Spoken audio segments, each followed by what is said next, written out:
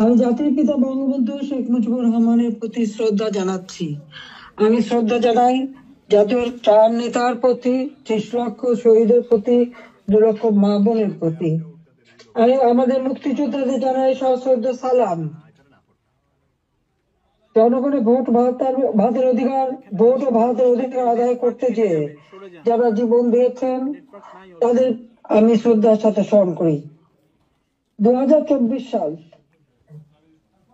এই সময় যারা আমাদের আওয়ামী লীগের হাজার হাজার নেতা কর্মীকে হত্যা করা হয়েছে, পুলিশকে বাহিনীকে হত্যা করা হয়েছে, সংখ্যালঘুদের হত্যা করা হয়েছে, তাদের বাড়িঘর লুটপাট, মসজিদ, দরবার, দরগা শরীফ, মন্দির, গির্জা, প্যাগোডা ধ্বংস করা হয়েছে। আর আমাদের আওয়ামী লীগের সম্পূর্ণ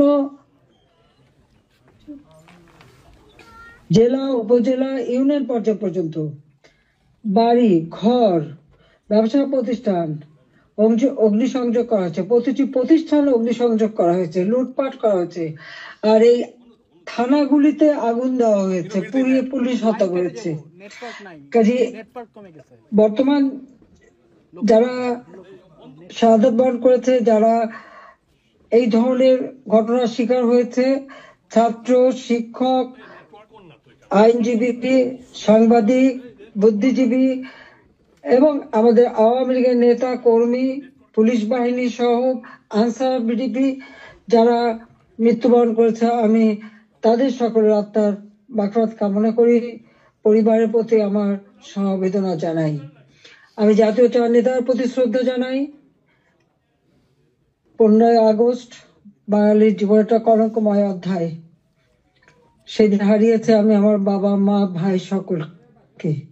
আমার মা বেগম ফজিলাতুন্নেসা, আমার 3 ভাই কামাল, জামাল, রাসেল, কামাল জামালের নগর পরিণতবধূ সুলতানা রুজি, আমার একমাত্র চাচা শেখ আবু নাসের, মুক্তিযোদ্ধা আমাদের শেখ ফজলুল হক মনি, তার অন্তঃসত্ত্বা স্ত্রী, আব্দুল রব সানিয়াবাদ, তার 13 বছর মেয়ে বেবি, 4 বছরের নাতি সুকান্ত, 10 বছরের ছেলে আরিফ, তার ভ্রাতুষ পুত্র ভাগ্নে সহ 15 আগস্টে যারা শাহাদাত বরণ করেছেন, আমি তাদের আত্মার মাগফিরাত কামনা করি। আমার বাবার military secretary brigadier Jamil Uddin এবং পুলিশ অফিসার সিদ্দিকুর রহমানকে আমি শ্রদ্ধা জানাই। আজকে আমি আপনাদের সাথে কথা বলতে চেয়ে বারবার মনে পড়ছে যে বাংলাদেশের প্রতিটি অর্জনের সাথে আমাদের প্রবাসী বাঙালিদের অবদান রয়েছে। সে আগরতলা ষড়যন্ত্র মামলা থেকে জাতির পিতাকে মুক্ত করা থেকে শুরু করে আমাদের মহান মুক্তিযুদ্ধে, এবং সেই 2007 সালে যখন আমাকে দেশে ফিরতে বাধা দিয়েছিল তখনকার সরকার, সে সময়ও আপনাদের সকলের সহযোগিতা পেয়েছি। আজকেও যখন বাংলাদেশ অত্যন্ত একটা কঠিন সময়ের মধ্য দিয়ে যাচ্ছে, একটা ফ্যাসিস্ট সরকারের অধীনে বাংলাদেশের মানুষের মৌলিক অধিকার, বেঁচে থাকার অধিকার সবই হরণ করা হয়েছে। সারা বাংলাদেশ জ্বলছে, প্রতিটি প্রতিষ্ঠান আগুন দিয়ে পোড়ানো। সেই অবস্থায়ও প্রবাসীরা আজকে নির্যাতিত নিপীড়িত মানুষের পাশে আছেন। আমি আপনাদের প্রতি কৃতজ্ঞতা জানাই, আন্তরিক ধন্যবাদ জানাই এই চরম দুঃসময় মানুষের পাশে দাঁড়ানোর জন্য। বাংলাদেশ, যে বাংলাদেশকে আমরা গড়ে তুলেছিলাম জাতির পিতার স্বপ্নের বাংলাদেশ হিসেবে, ক্ষুধা দারিদ্র্যমুক্ত বাংলাদেশ হিসেবে, অর্থনৈতিকভাবে বাংলাদেশ উন্নত হয়েছিল, কিন্তু আজকে আমরা দেখি যে একে একে সব ধ্বংস করা হয়েছে। আজকে এমন একটা সরকার ক্ষমতায় যাদের হাতে এদেশে 30 লক্ষ মানুষ শহীদ হয়েছে, আমাদের বুদ্ধিজীবীদের হত্যা করা হয়েছে। এই 14 ডিসেম্বর বুদ্ধিজীবী হত্যা দিবস, সেই সময় ওই নিজামী, মুজাহিদ থেকে শুরু করে এরা তো বিদ্যালয় সহ বিশ্ববিদ্যালয় থেকে শিক্ষক, ইঞ্জিনিয়ার, ডাক্তার সকল বুদ্ধিজীবীদেরকে তুলে নিয়ে যে নির্মমভাবে হত্যা করা হয়। বাংলাদেশকে মেধাশূন্য করার একটা চেষ্টা করা হয়েছিল সেই সময়। একদিকে পাকিস্তানি হানাদার বাহিনী, তাদের গণহত্যা, আর সেই সাথে সাথে এই আলবদর রাজাকার আল শামস বাহিনী বানিয়ে আমাদের একদিকে গণহত্যা, পাকিস্তানি হানাদার বাহিনীকে সহযোগিতা করা, অপরদিকে বুদ্ধিজীবীদের হত্যা করেছিল, যারা সেই ডিসেম্বর মাসের 14 তারিখ মানে 10 তারিখ থেকে 14 তারিখ পর্যন্ত কয়েক শত বুদ্ধিজীবীকে নির্মম ভাবে হত্যা করে। আমি তাদেরও আত্মার শান্তি কামনা করি, মাগফিরাত কামনা করি।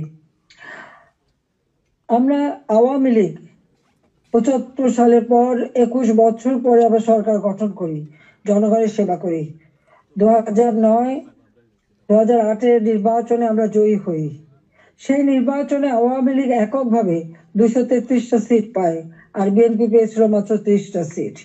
জনগণের ম্যান্ডেট নিয়ে আমরা সরকার গঠন করে জনগণের কল্যাণে কাজ শুরু করি, যার ফলে এদেশের জনগণ 2014 সালের নির্বাচন, 2018 সালের নির্বাচন এবং 2024 সালের নির্বাচনে স্বতঃস্ফূর্ত ভাবে একটা অবাধ, নিরপেক্ষ, সুষ্ঠু নির্বাচনের মাধ্যমে বাংলাদেশ আওয়ামী লীগকে বারবার ভোট দিয়ে তাদের সেবা করার সুযোগ দিয়েছে। আমি বাংলাদেশের জনগণের প্রতি শ্রদ্ধা জানাচ্ছি। দুর্ভাগ্যের বিষয় হলো 2024-এ সরকার গঠন করার পর আমরা সব দেশকে এগিয়ে নিয়ে যাচ্ছি। এই বাংলাদেশকে একটা যুদ্ধ বিধ্বস্ত বাংলাদেশ গড়ে তুলে জাতির পিতা বঙ্গবন্ধু শেখ মুজিব উন্নয়ন একটা স্বল্পোন্নত দেশ হিসেবে প্রতিষ্ঠা করে দিয়েছিলেন, যেটা আন্তর্জাতিকভাবে স্বীকৃত, জাতিসংঘ কর্তৃক স্বীকৃত ছিল। সেই স্বল্পোন্নত দেশকেই আওয়ামী লীগ সরকার গঠন করার পর 2009 সাল থেকে 24 সাল এই সময়ের মধ্যে, বিশেষ করে 2021 সালে 20 সালে যখন আমরা জাতির পিতার জন্ম শতবার্ষিকী উদযাপন করি, 21 সালে যখন স্বাধীনতা সুবর্ণ জয়ন্তী উদযাপন করি, সেই সময় বাংলাদেশকে আমরা উন্নয়নশীল দেশের মর্যাদায় অধিষ্ঠিত করি। অর্থাৎ যেখানে বাংলাদেশ যেখানে জাতির পিতা বাংলাদেশকে রেখে গিয়েছিলেন, সেই জায়গা থেকে আমরা জাতির পিতার আদর্শ ধারণ করে তার পদাঙ্ক অনুসরণ করে বাংলাদেশকে আমরা উন্নয়নশীল দেশের মর্যাদা এনে দিই, জনগণের মৌলিক চাহিদা পূরণ করি, দারিদ্রের হার 41 ভাগ থেকে 18.7 ভাগে নামিয়ে আনি, হত দরিদ্র যা 25.1 ভাগ ছিল সেটা আমরা 5.6 ভাগে নামিয়ে আনি। আমাদের লক্ষ্য ছিল বাংলাদেশ সম্পূর্ণভাবে অতি দারিদ্র মুক্ত হবে, আর সেই লক্ষ্য নিয়ে ব্যাপক কর্মসূচি বাস্তবায়ন করি।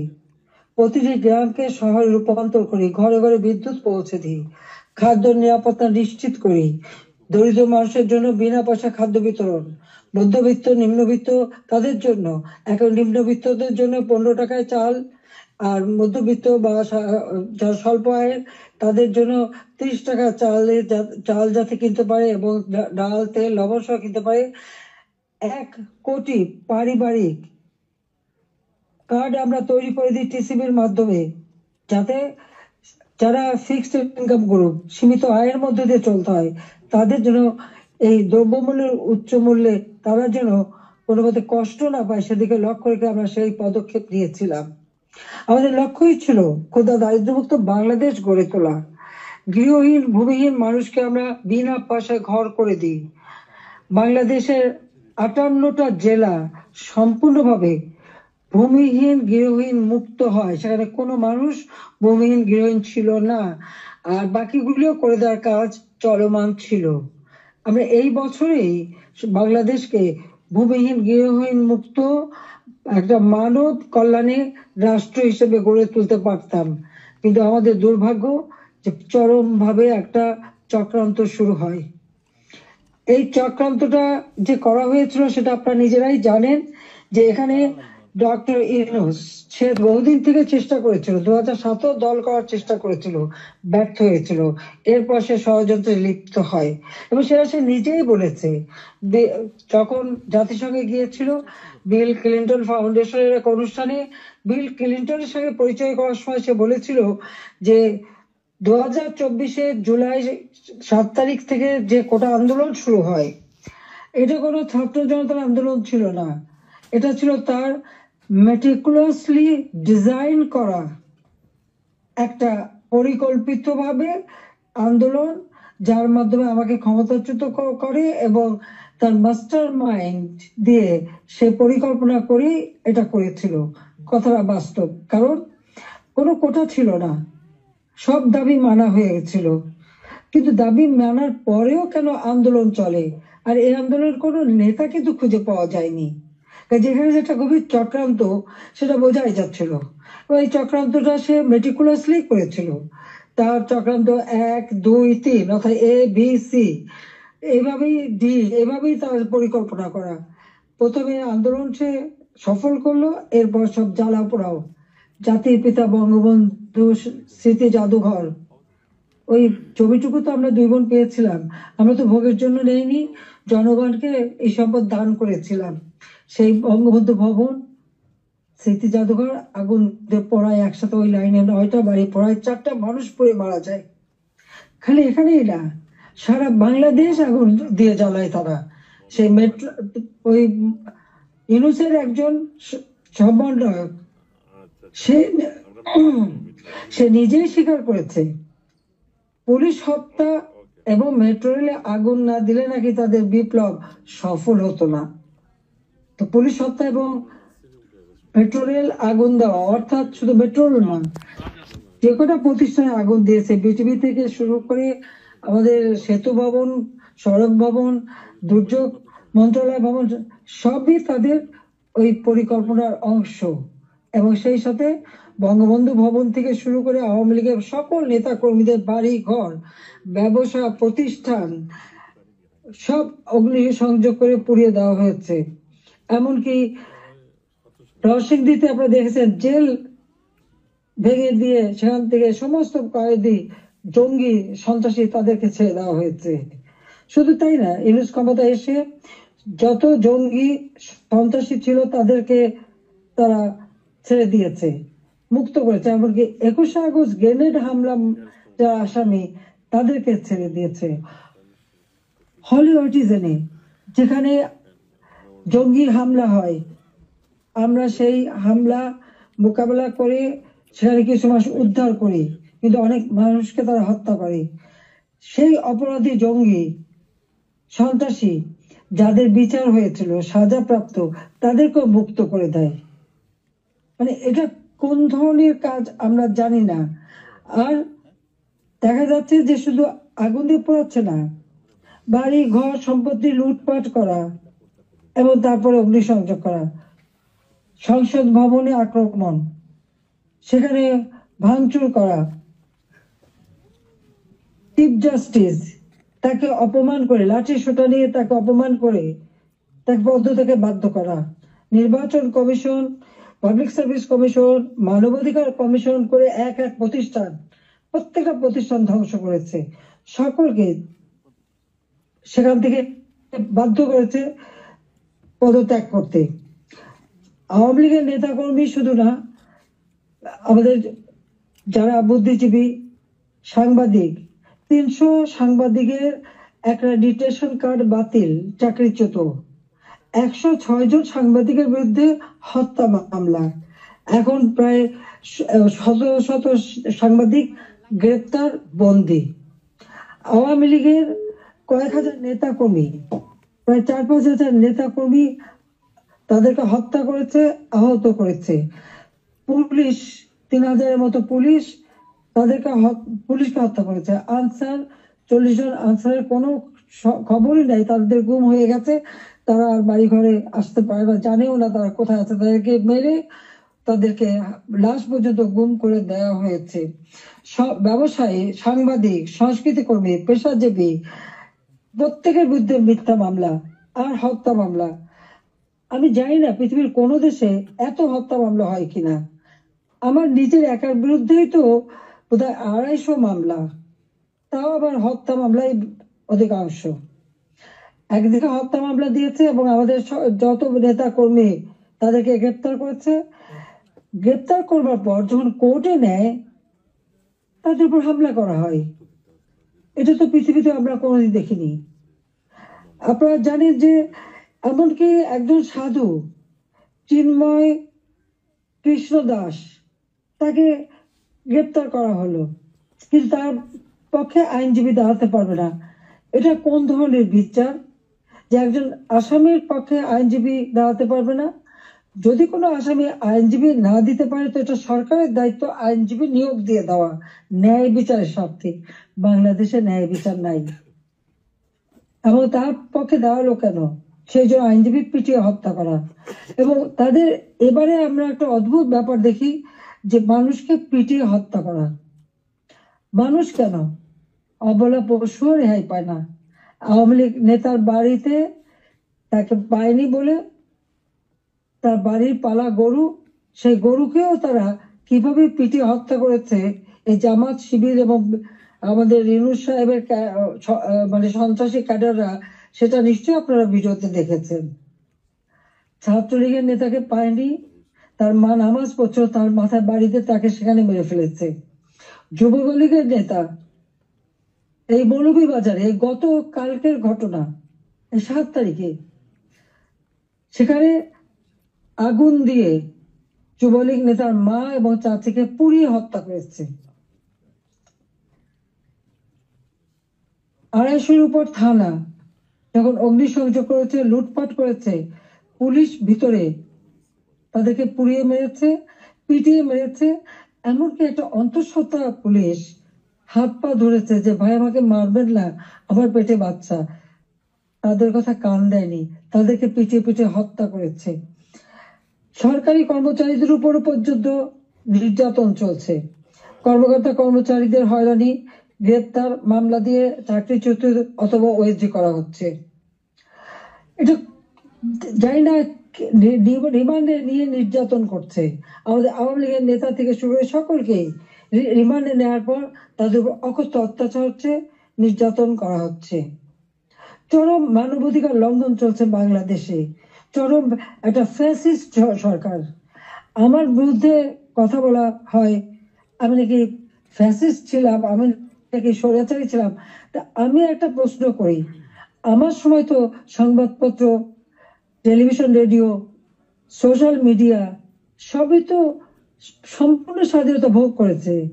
যার যখন যেরকম আলোচনা করা দরকার করেছে, টক শুধু যত রকমের সমালোচনা করা তারা করেছে। রেডিও, টেলিভিশন, সংবাদপত্র সবই তো স্বাধীন ছিল। কই এখন তো তারা কোনো নিউজ দিতে পারে না। প্রত্যেক জায়গায় ইউনূসের ওই ইউনূস তো নিজেই একটা মাস্টার মাইন্ড খুনি, তার এজেন্ট সব জায়গায় আছে। প্রত্যেক জায়গায় তারা ঠিক করে দেয় কোন সংবাদ যাবে কোন সংবাদ যাবে না। এই যে বাংলাদেশে এত ঘটনা ঘটে যাচ্ছে, প্রায় 1 কোটির মতো প্রতিষ্ঠান শুধু অগ্নিসংযোগ করে ধ্বংস করা হয়েছে। ইন্ডাস্ট্রি, হোটেল, 5 স্টার হোটেল থেকে শুরু করে কোনো কিছু বাদ যায়নি তাদের আক্রমণ থেকে। কেউ কি কোনো সে একটা নিউজ দিতে পেরেছে? কেউ কি কোনো সংবাদ দিতে পেরেছে? কেউ কি বিচার চাইতে পেরেছে? বিচার চাওয়ারও সুযোগ নেই, থানায় মামলা দেওয়ার সুযোগ নেই। মামলা শুধু সেটুকু হবে যেটুকু তারা বলে দেবে সেইটুকু। ন্যায় বিচার পাওয়ার অধিকার মানুষের নাই। উচ্চ আদালত থেকে শুরু করে সর্বক্ষেত্রে দলীয়করণ, চরম ভাবে দলীয়করণ। বলছে বৈষম্য বিরোধী আন্দোলন, এখন তো দেখা যায় সব জায়গায় বৈষম্য সৃষ্টি করা হচ্ছে। আমি একটা কথাই বলতে চাই, যে সমস্ত অপবাদগুলি দেওয়া হয়েছে সবাই একটু তুলনা করে দেখুন যে আওয়ামী লীগ সরকারে থাকতে মানুষ কিভাবে স্বাধীনতা ভোগ করেছে। সেটা সোশ্যাল মিডিয়া হোক, তাদের বক্তব্য হোক, মিটিং মিছিলে হোক, সবকিছুতে অধিকার ছিল। আমরা তো সেখানে হস্তক্ষেপ করিনি। কিন্তু আজকে কি, আওয়ামী লীগের একটা নেতা কর্মী রাস্তায় নামতে পারে না, রাস্তা দিয়ে হেঁটে যাচ্ছে, একজন বলে দিল উনি আওয়ামী লীগের কর্মী, সঙ্গে সঙ্গে তাকে এক কোপ দিয়ে হাত ফেলে দিল, কেটে ফেললো। কোন দেশে বাস করি আমরা? কি অপরাধ! আর সেই সাথে দেখা গেল কি এই অপরাধীদের দায় মুক্তি দেওয়া হলো। জুলাই 15 তারিখ থেকে এ পর্যন্ত যাদের হত্যা করা হয়েছে, লুটপাট, অগ্নিসংযোগ, মানুষ হত্যা, ছাত্র হত্যা, প্রতিটি শিক্ষা প্রতিষ্ঠানে লুটপাট, সেখানে তাদের উপর নির্যাতন, শিক্ষকদের উপরে নির্যাতন, ছাত্রদের উপরে নির্যাতন, প্রতিটি জায়গায় নির্যাতন চালানো হচ্ছে। আপনারা কি একবার ভাবতে পারেন শিক্ষক গুরুজন। শিক্ষককে দেখে ছাত্ররা ভয় পায়, সমীহ করে। আর আমরা কি দেখলাম? আমাদের মানে নোবেলের আমলে আমরা দেখলাম ছাত্ররা শিক্ষকদের অপমান করছে, অধ্যক্ষকে পদ থেকে বাধ্য করছে, ছাত্রীরা প্রিন্সিপালকে গাছের সাথে বেঁধে রাখছে, ছাত্রছাত্রীরা টিচারের গলায় জুতোর মালা পরাচ্ছে, গালে থাপ্পড় মারছে। এটা কোন ধরনের আচরণ এই কোমলমতি শিক্ষক ছাত্রছাত্রীদের শেখানো হচ্ছে? এদের ভবিষ্যৎটা কি? এরা কি আবার ভবিষ্যতে কোনদিন বলে বসবে তুমি আমার বাবা না, রিজাইন করো, যেমন শিক্ষকদের রিজাইন করিয়েছে? কোনদিন বাকি বলবে তুমি আর আমার মা না, তুমি এখন রিজাইন করো, মাতৃত্ব থেকে রিজাইন করো, পিতৃত্ব থেকে রিজাইন করো? সেটাই হয়তো বলে বসবে। এটা কি অভিভাবকরা দেখে না? এটা কি ধরনের এই জাতিকে কিভাবে গড়ে তুলছে, সেটাই আমার প্রশ্ন। আমরা তো শিক্ষা দীক্ষা সব দিক থেকে সুযোগ করে দিয়েছি, আমরা শিক্ষা বৃত্তি দিয়েছি, বয়স্ক ভাতা, বিধবা ভাতা, প্রতিবন্ধী ভাতা, মুক্তিযোদ্ধা ভাতা দিয়েছি, সব বন্ধ, সব বন্ধ করে দিয়েছে। আজকে হাহাকার। বাংলাদেশে আওয়ামী লীগ সরকার আমলে কোনো মানুষ ভিক্ষা করতে হতো না। হ্যাঁ, কিছু প্রফেশনাল ভিখারি ছিল, সেটা আলাদা, কিন্তু মানুষকে তো ওইভাবে খাবারের জন্য হাহাকার করতে হতো না। মানুষ অথচ 3 বেলা খাবার পাচ্ছিল, আজকে সেটাও পায় না। আপনারা দেখেন গরিব মানুষগুলি দিনমজুর, কাজ পায় না, বেকারত্ব বেড়ে যাচ্ছে, যুবকরা কোনো কাজ পাচ্ছে না। আমরা ডিজিটাল বাংলাদেশ করেছি, আমরা ট্রেনিং দিচ্ছি, কম্পিউটার ট্রেনিং এবং ইনকিউবেশন সেন্টার করে দিয়েছি, হাইটেক পার্ক করেছি, বঙ্গবন্ধু স্যাটেলাইট 1 উৎক্ষেপণ করেছি, কর্মসংস্থান গ্রাম পর্যায়ে পর্যন্ত ওয়াইফাই কানেকশন, ব্রডব্যান্ড কানেকশন আমরা দিয়েছি, মানুষ কাজ করে খেতে পারে, ট্রেনিং দিচ্ছি। আর এখন বিদ্যুৎ নাই, কেউ কাজ করতে পারে না, প্রত্যেকটা গ্রামকে শহরে রূপান্তর করেছি, আমরা রাস্তাঘাট পুল ব্রিজ সব করেছি। এখনো বলে এই বড় বড় মেগা প্রজেক্ট, এটা দুর্নীতি খুঁজবে। হ্যাঁ, আমি চ্যালেঞ্জ দিচ্ছি, দুর্নীতি খুঁজে বের করুক। মানি লন্ডারিং এর কথা একজনে, আমি দেখলাম এক কমিটি বানিয়েছে, তারা বলে দিল অর্থনীতির বিষয়ে। আমার প্রশ্ন, মানি লন্ডারিং এর খোঁজ করবেন, সবার আগে ওই ইউনুসের মানি লন্ডারিং এর খোঁজটা করুন। কত টাকা পাচার করেছে গ্রামীণ ব্যাংকের, কত টাকা পাচার করেছে গ্রামীণ ফোনের, আগে সেই হিসাবটা বের করেন, তাহলে দেখবো স্বচ্ছার সাথে। নিজের নামে দুর্নীতির মামলা হয়েছে, সেই দুর্নীতি দমন কমিশন, তাদেরকেও পদকে বাধ্য করে দলীয়করণ করা হয়েছে, আর সেই দুর্নীতির মামলা, সব মামলা প্রত্যাহার করে নেওয়া হয়েছে। 666 কোটি টাকা ট্যাক্স, কত সম্পদের মালিক যে এত টাকা ট্যাক্স হয়? সেই ট্যাক্সও তার দেওয়া লাগবে না, সেটাও মাপ। নিজের ট্যাক্স মাপ করিয়ে নিয়ে, নিজের দুর্নীতি মামলা প্রত্যাহার করে নিয়ে অন্যের দুর্নীতি খুঁজতে যাওয়া আর অন্যকে ট্যাক্স দেওয়ার জন্য আবেদন করা, এটা কোন ধরনের মানসিকতার, কোন ধরনের খেলা? বা এটা তো জাতির সাথে তামাশা করা, সে তো একটা তামাশা করছে, এটাই আমার মনে হচ্ছে। আজকে বিচার নেই, মানুষ ন্যায় বিচার থেকে বঞ্চিত, আজকে মানুষের পেটে খাবার নেই, আজকে চারিদিকে হাহাকার, মানুষের কথা বলার অধিকার নেই, রাজনীতি করার অধিকার নেই। আমাদের আওয়ামী লীগ কোন অপরাধটা করেছে? বাংলাদেশের মানুষের যতটুকু অর্জন আওয়ামী লীগের হাত দিয়েই, সেই বাংলা ভাষায় কথা বলার অধিকার থেকে শুরু করে স্বাধীনতা অর্জন, বিজয় অর্জন, এই 16ই ডিসেম্বর আমাদের বিজয় দিবস, এই বিজয় অর্জন সবই আওয়ামী লীগের হাত ধরে। বাংলাদেশে কে একটা যুদ্ধ বিধ্বস্ত দেশ, একটি প্রদেশকে রাষ্ট্রে উন্নীত করা, এটাও আওয়ামী লীগের দ্বারা। স্বল্পোন্নত দেশ থেকে আজকে উন্নয়নশীল দেশের মর্যাদা, এটাও তো আওয়ামী লীগ অর্জন করে দিয়েছে। প্রবাসী যারা আছেন, আওয়ামী লীগ সরকার আগে আপনারা প্রবাসে ছিলেন, বাংলাদেশ কোথায় ছিল? সেই সময় আপনারা মানুষের কাছে গেলে কিভাবে, মানুষ তো করুণার চোখে দেখতো। জাতিপিতা বলেছিলেন ভিক্ষুক জাতির কোনো ইজ্জত থাকে না, তাহলে ভিক্ষুক জাতি হতে চায়নি, আত্মমর্যাদাশীল জাতি হিসেবে বাংলাদেশকে গড়তে চেয়েছিলাম, আর সেভাবে গড়েছিলাম। আপনার নিজে একবার চিন্তা করে দেখেন, আমি সরকারে থাকতে বাংলাদেশ শুনলে পৃথিবী কি বলতো? পৃথিবী বলতো বাংলাদেশ উন্নয়নশীল দেশ, বাংলাদেশ একটা উন্নয়নের মডেল, বাংলাদেশের উন্নয়ন একটা বিস্ময়। বাংলাদেশের মানুষ যেখানে যেত মর্যাদা পেত। আমরা নিজস্ব অর্থায়নে পদ্মা সেতু নির্মাণ করে বাংলাদেশকে দেখিয়ে দিয়ে এবং সারা বিশ্বকে দেখিয়েছি বাংলাদেশ পারে, অসাধ্য সাধন করতে পারে, সেটা আমরা দেখিয়েছিলাম। কিন্তু আজকে যিনি পদ্মা সেতু টাকাও বন্ধ করেছিলেন একটা এমডি পদে থাকতে পারেননি বলে সরকার বোধহয় মামলা করে হেরে গিয়েছিল, যিনি লেবারদের অর্থ আত্মসাৎ করে সেই টাকা দুর্নীতি করে লেবার কোর্টে মামলায় সাজাপ্রাপ্ত আসামি হচ্ছে ইউনূস। লেবার কোর্টে তার সাজা হবার পর সে যখন জামিনে আবেদন করে সে কিন্তু জামিন পেয়েছিল, সরকারের পক্ষ থেকে কিন্তু বাধা দেওয়া হয়নি। কিন্তু আজকে দেখেন আপনারা, হাজার হাজার আওয়ামী লীগের নেতা কর্মী প্রায় 30,000-এর মতো মামলা দিয়েছে। সব মামলা বেশিরভাগ হলো, 90% হলো হত্যা মামলা, কেউ জামিন পাবে না। সে তো সাজা পেয়েও জামিন পেয়েছিল আওয়ামী লীগ সরকারের আমলে। সে নিজে একটু ভেবে দেখুক, আপনারাও বিচার করে দেখেন। আমি বিশ্বের সবাইকে বলতে আপনারাও বিচার করেন। কই আওয়ামী লীগ তো বাধা দেয়নি কোনো। ন্যায় বিচার পাওয়ার অধিকার সকলে আছে, কোর্ট সম্পূর্ণ স্বাধীন ছিল, বিচার বিভাগ স্বাধীন ছিল, কাজে সেখানে মানুষ সেই স্বাধীনতা ভোগ করেছে। কিন্তু আজকে তারা নাকি স্বাধীন করেছে দেশ, চলার স্বাধীনতা নেই, ঘরে শান্তিতে ঘুমাবেন উপায় নেই, চুরি ডাকাতি যে কোনো সময় আপনার ঘরে ঢুকতে পারে, যে কোনো সময় আপনার খোঁজ খবর নিতে, তদন্ত করবে ইত্যাদি। কাদের কে হুকুম দিচ্ছে তার কোনো ঠিকানা নাই।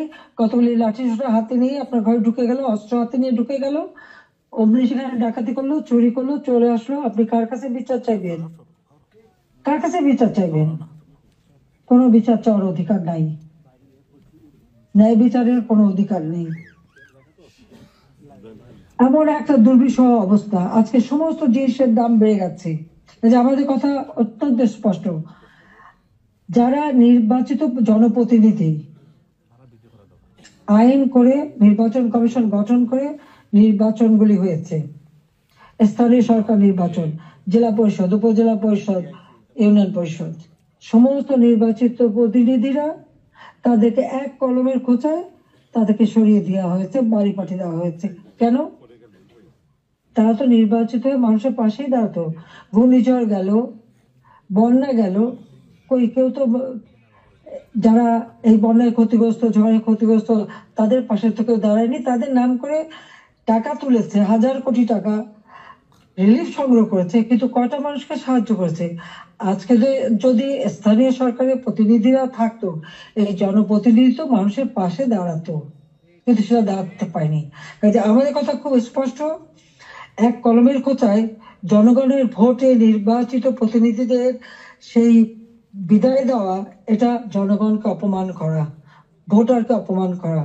কাজে তাদেরকে আবার স্বস্থানে স্থান করে দিতে হবে। সরকারি কর্মকর্তা কর্মচারী তাদের উপর হয়রানি বন্ধ করতে হবে, গ্রেপ্তার বন্ধ করতে হবে, মামলা থেকে তাদের রেহাই দিতে হবে, চাকরিচ্যুতি করা হলে, বহিষ্কৃত করা হলে তাদের পুনরায় কাজের ব্যবস্থা করতে হবে। আওয়ামী লীগ সহ সমস্ত রাজনৈতিক নেতা কর্মী, ব্যবসায়ী, সাংবাদিক, সংস্কৃতি কর্মী, পেশাজীবী, শিক্ষক যাদেরকে গ্রেপ্তার করা হয়েছে, মিথ্যা মামলা দেওয়া হয়েছে, সকল মিথ্যা মামলা প্রত্যাহার করতে হবে এবং সকল বন্দীদের মুক্তি দিতে হবে।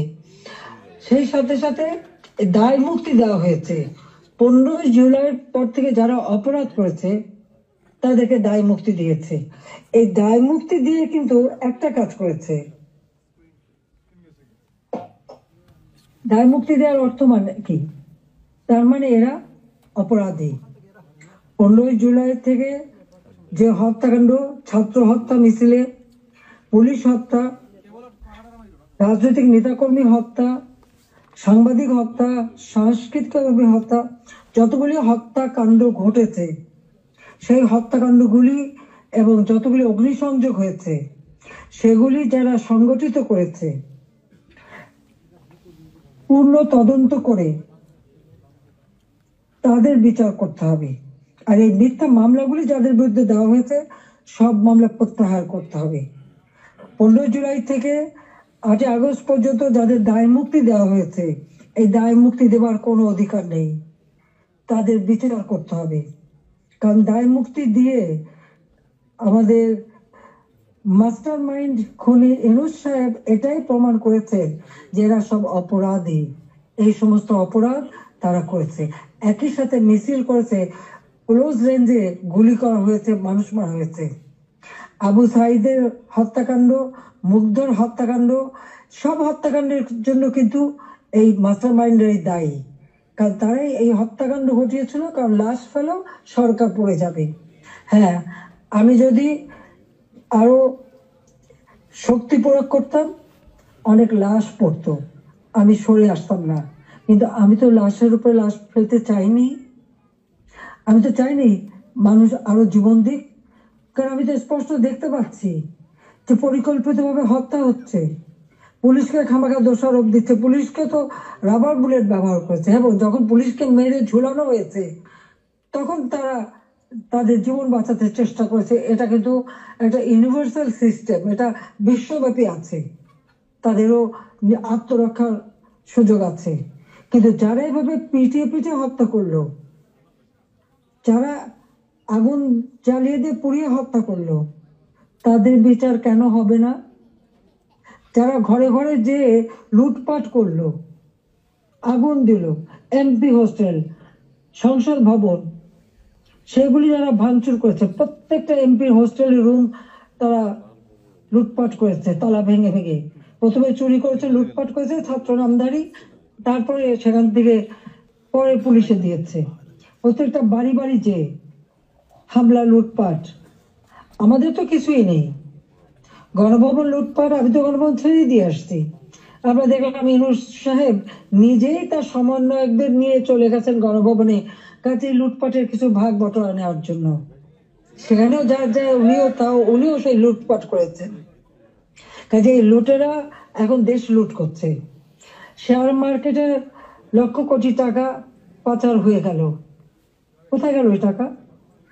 ব্যাংকগুলি এক এক করে সব বসে যাচ্ছে। কেন? অর্থনীতিকে এভাবে কেন ধ্বংস করলো? যেখানে মাথা পিছু আয় আমরা বাড়িয়েছিলাম, আমরা আজকে আন্তর্জাতিকভাবে স্বীকৃত যে বাংলাদেশ উন্নত হচ্ছে, 35তম অর্থনীতির দেশ আমাদের লক্ষ্য ছিল। আমরা প্রকৃতপক্ষে এটা 25তম আমরা করে ফেলেছিলাম। আমরা আরো উন্নত করতাম, 26 সালের মধ্যে বাংলাদেশ আরো এগিয়ে যেত। 41 সালের মধ্যে বাংলাদেশকে আমরা একটা আধুনিক স্মার্ট বাংলাদেশ গড়ে তুলব, সেই লক্ষ্য নিয়ে আমরা কাজ করছিলাম। কেন বাংলাদেশকে এই বাংলাদেশের অগ্রযাত্রা ব্যাহত করা হলো, সেই জবাব এই খুনি ইউনূস, ফ্যাসিবাদ, স্বৈরাচার, তাকে দিতে হবে। সেই জবাব তাকে দিতে হবে, তার ওই মাস্টার মাইন্ড এবং তার সমন্বয়কদের দিতে হবে, তার উপদেষ্টাদের দিতে হবে।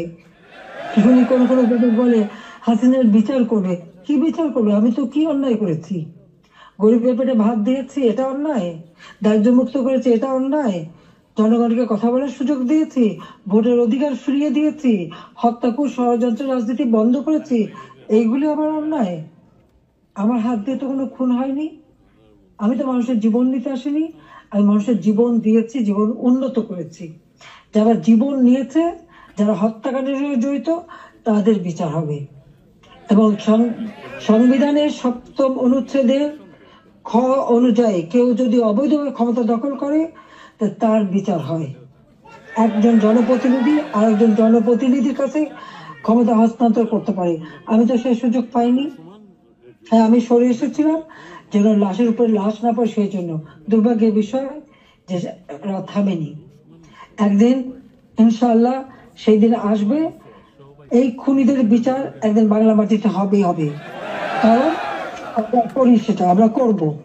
যেমন যুদ্ধ অপরাধীদের বিচার করেছি, 15 আগস্টের হত্যাকারীদের বিচার করেছি। আমি জানি এই যুদ্ধ অপরাধীদের বিচার করেছি বলেই আমার বিরুদ্ধে মামলা এবং আইসিটিতে ওই আন্তর্জাতিক যে ট্রাইব্যুনাল আমরা করেছিলাম যুদ্ধাপরাধীদের বিচার করতে, আজকে সেই কোর্ট করে সেখানে আমার মামলা হবে, সেখানে আমার বিচার হবে কেন? সেই সময় যুদ্ধাপরাধীদের যে ডিফেন্সে ছিল তাকেই করেছে চিফ প্রসিকিউটর এই আইসিটির। আর জামাতের একটা দল হয়েছিল এবি পার্টি, সেই পার্টির যে একজন প্রেসিডেন্ট ছিল সে হয়ে গেছে এই আইসিটির চেয়ারম্যান।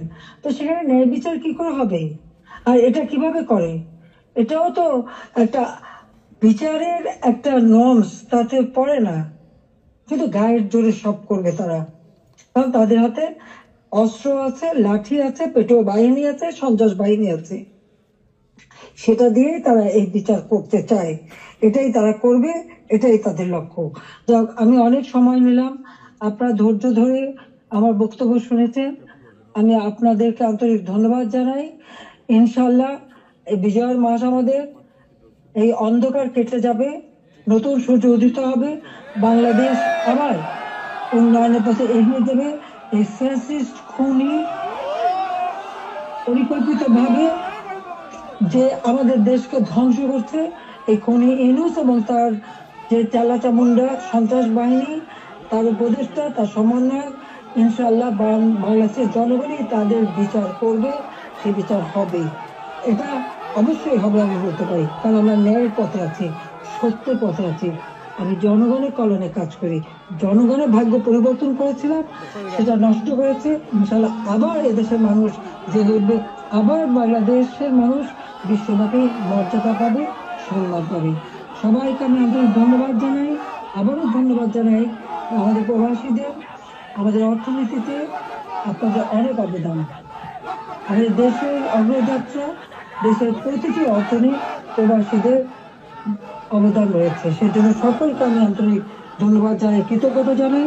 সকলে ঐক্যবদ্ধ হন, এই ফ্যাসিস্ট স্বৈরাচার ইউনূস সরকারের হাত থেকে দেশ যেন মুক্ত হয়, দেশের মানুষ যেন আবার তাদের সুস্থ জীবন ফিরে পায়, সেই কামনা করে জাতির পিতার স্বপ্নে সোনার বাংলা ইনশাল্লাহ আমরা গড়ে তুলব, সেই প্রত্যয় ব্যক্ত করে আমার বক্তব্য শেষ করছি। খোদা হাফেজ। জয় বাংলা, জয় বঙ্গবন্ধু, বাংলাদেশ চিরজীবী হোক।